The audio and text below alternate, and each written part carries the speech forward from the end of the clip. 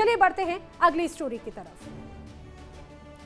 अब ईरान की जंग ने खाड़ी का भूगोल, खाड़ी का इतिहास सब कुछ बदल कर रख दिया है।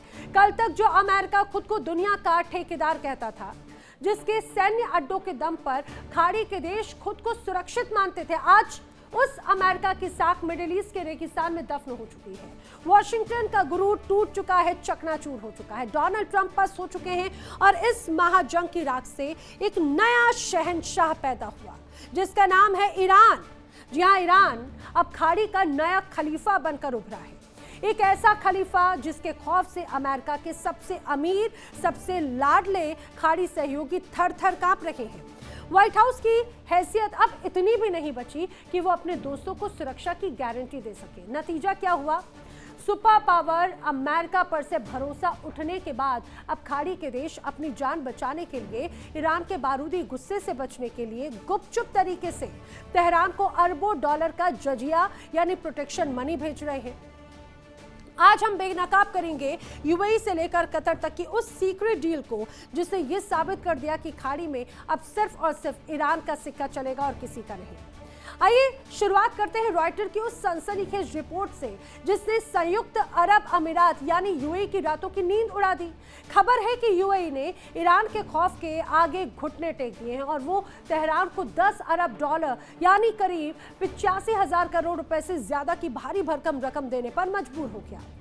सूत्रों की माने तो इसमें 3 अरब डॉलर तो चुपचाप गुपचुप तरीके से ईरान के खजाने में पहुंचाए भी जा चुके हैं। कुछ अंतर्राष्ट्रीय एजेंसीज तो इस रकम को 20 अरब डॉलर बता रही हैं। लेकिन सोचिए, ये वही यूएई है जो इस जंग की शुरुआत में छाती ठोककर ईरान के खिलाफ अमेरिकी और इजरायली हमलों का सबसे बड़ा समर्थक बना हुआ था। लेकिन जब ईरान के ड्रोन और मिसाइलों ने यूएई के सजे सजाए शहरों की रौनक को मलबे में बदलने की धमकी दी, तो यूएई का सारा राष्ट्रवाद हवा हवाई हो गया। भले ही यूएई का विदेश मंत्रालय इस रिपोर्ट को झूठा बता रहा हो, लेकिन मिडिल ईस्ट की हकीकत चिल्ला चिल्ला कर कह रही है कि आगे से बचने के लिए अमीरात ने ईरान के आगे अपनी तिजोरी का दरवाजा खोल कर रख दिया है। यूएई का खजाना कैसे तेहरान पहुंच चुका है, आपको बताते हैं एक एक करके हर पहलू को। कई मीडिया रिपोर्ट्स के हवाले से खबर है, रॉयटर्स ने सूत्रों के हवाले से दावा किया कि ईरान के लिए अरबों का खजाना खुल चुका है। तेहरान अरबों डॉलर वाला प्लेन भी पहुंच चुका है। यूएई ईरान सीक्रेट डील का बड़ा दावा एक तरह से किया जा रहा है। इतना ही नहीं, अब A6 RJF business jet Tehran पहुंचने की भी खबर है। बताया यह भी जा रहा है कि 10 से 20 अरब डॉलर तक की रकम पर चर्चा की जा रही है। यूएई ने हालांकि इन तमाम खबरों को फर्जी बताया और सीधे सीधे खारिज कर दिया, लेकिन जो तमाम बड़ी हलचल है उसे दरकिनार नहीं किया जा सकता। समझिए, यूएई पर मिसाइल ड्रोन हमले रोकने की बात एक तरह से कही गई है, ड्रोन हमले रोकने की बात भी सामने आई है। क्षेत्रीय तनाव कम करने की कोशिशों का दावा भी एक तरह से किया जा रहा है। लेकिन अगर यूएई ये कह रहा है कि उसने ईरान को कोई पैसा नहीं दिया, तो फिर इस सुलगते हुए सवाल का जवाब दे दे कि जंग के दूसरे फेज में ईरान ने यूएई की तरफ एक कंकड़ तक क्यों नहीं उछाला।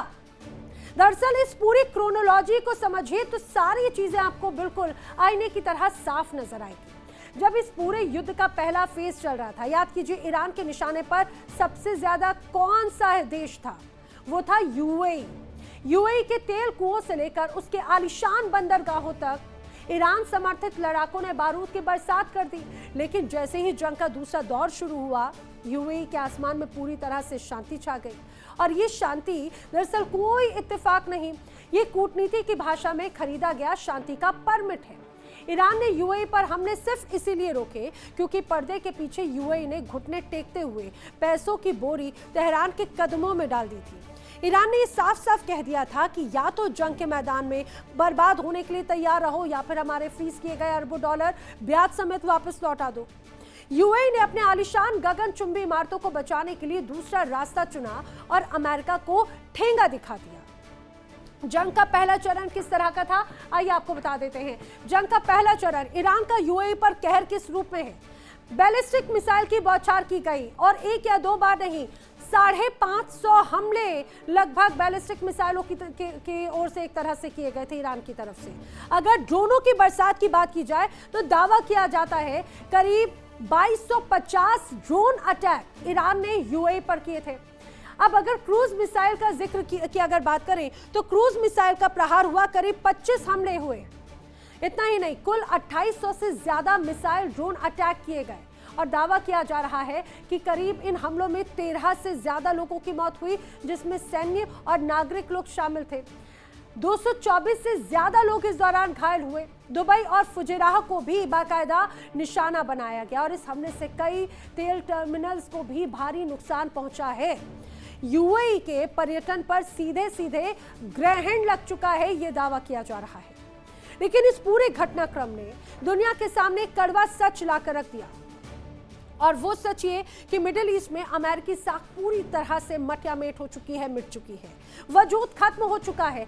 दशकों से खाड़ी के देश सऊदी अरब, यूएई, कतर और बहरीन इसी मुगालते में रहे कि पेंटागन और व्हाइट हाउस उनकी रक्षा करेंगे, उनके देश में बने अमेरिकी मिलिट्री बेसिस उनकी सुरक्षा का ढाल बनेंगे। लेकिन हुआ क्या, जब ईरान ने अपना प्रचंड रूप दिखा दिया, जब तेहरान से उड़ी मिसाइलों ने अमेरिकी डिफेंस सिस्टम पैट्रियट को ही ध्वस्त कर दिया, उसकी धज्जियां उड़ा दी, तब खाड़ी के देशों को यह समझ में आ गया कि अमेरिका सिर्फ कागजी शेर है, सिर्फ दिखावा करता है, हवा हवाई हैं उसके सारे दावे।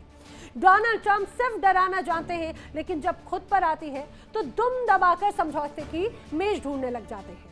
खाड़ी देशों ने यह जरूर देख लिया कि अमेरिका खुद अपने फाइटर ड्रोन और जहाजों को ईरान के गुस्से से बचा नहीं पा रहा, तो वो दूसरों की खाक हिफाजत करेगा। और इसी अविश्वास ने खाड़ी के सुल्तानों को मजबूर कर दिया कि वो अमेरिकी छाते को फेंके और खुद सीधे जाकर ईरान के पैरों में गिर जाएं। ट्रंप की साख और खाड़ी में खाक, किस तरह से आखिर ये क्यों कहा जा रहा है?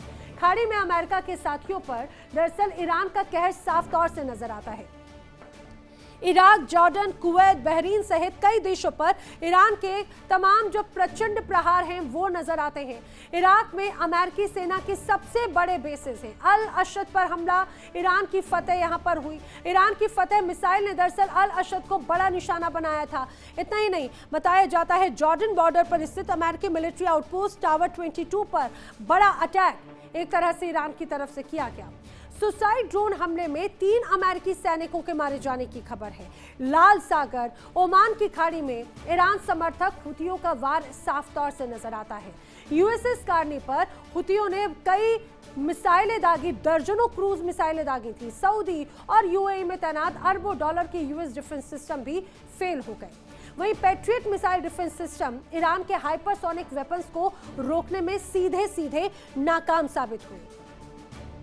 आपको क्या लगता है, ईरान को पैसे देने की जो शुरुआत है वो सिर्फ यूएई की तरफ से की गई? जी बिल्कुल नहीं। यूएई तो सिर्फ इस कूटनीतिक आत्मसमर्पण की रेस में शामिल हुआ है, वो भी नंबर 2 पर। खाड़ी का एक और देश है, रईस देश कतर, इस खेल को बहुत पहले खेल चुका है। कतर ने अंदर खाने बहुत पहले ही ये समझ लिया कि अगर मिडिल ईस्ट के इस बारूदी समंदर में जिंदा रहना है तो वॉशिंगटन के भरोसे नहीं बैठना। वॉशिंगटन के भरोसे अगर बैठे तो अपनी मौत को दावत देना है। कतर ने अमेरिका के सबसे बड़े अल उदीद एयरबेस को अपनी धरती पर जगह दे रखी है। लेकिन जब ईरान के तेवर कड़े हुए तो कतर ने बगैर वक्त गवाए तेहरान के साथ में सीक्रेटली एक महा डील साइन कर ली। कतर ने ईरान के फ्रीज किए गए 6 अरब डॉलर को न सिर्फ रिलीज करवा दिया, बल्कि कतर के जरिए ही अमेरिका और ईरान के बीच की सीक्रेट बातचीत का रास्ता साफ हो पाया। कतर ने ईरान को पैसे देकर अपने लिए सेफ पैसेज खरीद लिया है एक तरह से, और अब उसी कतर के नक्शे कदम पर चल रहा है यूएई। और यूएई भी अरबों डॉलर की पोटली खोलकर तेहरान के दरबार में वो हाजिर हो चुका है।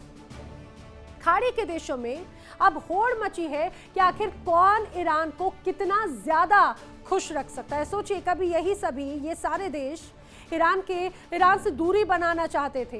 यही एक तरह से उम्मीद जता रहे थे कि ईरान को जितना हद तक कंट्रोल किया जाए वो हो जाए, ईरान को खत्म करने तक में साथ दे रहे थे ऑपरेशंस में। लेकिन अब बाजी पलट चुकी है और इसीलिए बदल चुके हैं इनके तेवर भी। पहले कतर ने सरेंडर किया और उसके बाद में बारी आई एक तरह से यूएई की। कतर ईरान के बीच में 6 अरब डॉलर का बड़ा खेल हो चुका है, डील साइन हो चुकी है। कतर के केंद्रीय बैंक के जरिए ईरान को 6 अरब डॉलर मिल चुके हैं। दक्षिण कोरिया में फंसे 6 अरब डॉलर के फंड एक तरह से ट्रांसफर कर चुका है कतर। कतर में मौजूद अमेरिकी एयरबेस का ईरान के खिलाफ इस्तेमाल अब नहीं होगा, ये भी इस डील का हिस्सा है। दुनिया के सबसे बड़े प्राकृतिक गैस फील्ड साउथ पार्स पर डर साफ तौर से एक तरह से नजर आता है। ईरान के साथ साउथ पार्स एक तरह से कतर साझा करता है और हमास और ईरान के साथ में रिश्तों का कतर ने सीधे सीधे इस्तेमाल कर लिया।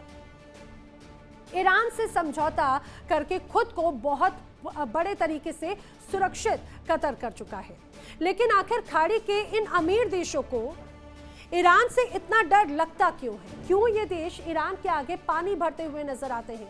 उसकी सबसे बड़ी भौगोलिक और सैन्य वजह है स्ट्रेट ऑफ हॉर्मुज। इस सकरे से समंदर के रास्ते को दुनिया की आर्थिक नस कहा जाता है, जहां से पूरी दुनिया का 20% कच्चा तेल गुजरता है और यूएई, सऊदी और कुवैत का पूरा वैभव, उनकी पूरी की पूरी रईसी इसी रास्ते पर टिकी हुई है। और इस रास्ते की चाबी आखिर किसके पास है, ये भी जान लीजिए।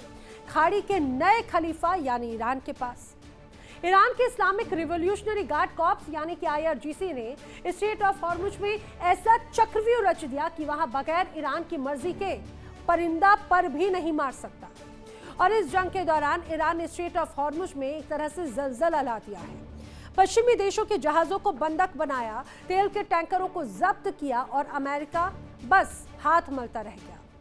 खाड़ी देशों को यह बखूबी पता है कि अगर ईरान ने स्ट्रेट ऑफ हॉर्मुज का गेट बंद कर दिया तो उनकी अर्थव्यवस्थाएं एक ही झटके में रेगिस्तान की रेत में मिल जाएंगी।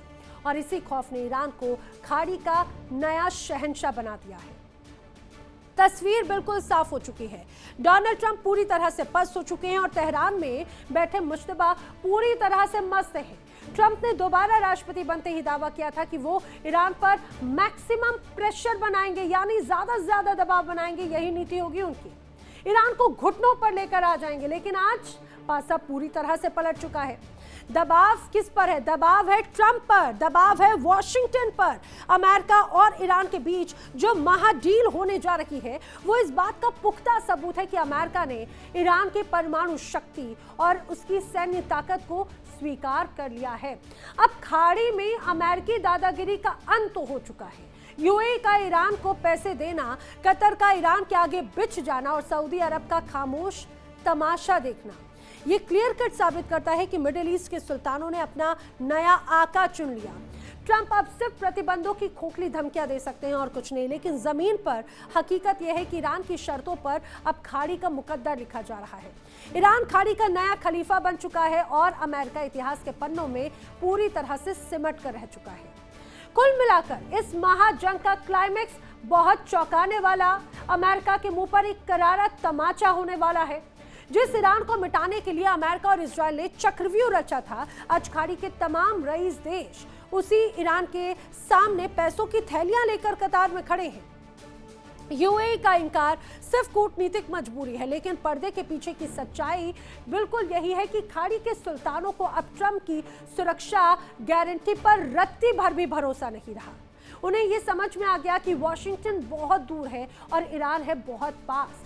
ट्रंप पस्त हो चुके हैं, उनकी साख मलबे में तब्दील हो चुकी है और ईरान मिडिल ईस्ट की छाती पर खड़ा होकर खुद को नया खलीफा घोषित कर चुका है। अब देखना यह है कि ईरान का ये नया साम्राज्य दुनिया के तेल बाजार और सुरक्षा को आखिर किस करवट पर बैठाता है, ये आने वाला वक्त बताएं। देखिए इंडिया डेली 24/7 अब आपके स्मार्ट टीवी पर। इंडिया डेली मौजूद है सभी डिजिटल प्लेटफॉर्म पर लाइव और लगातार। इंडिया डेली 24/7 हर दिन राष्ट्र को समर्पित।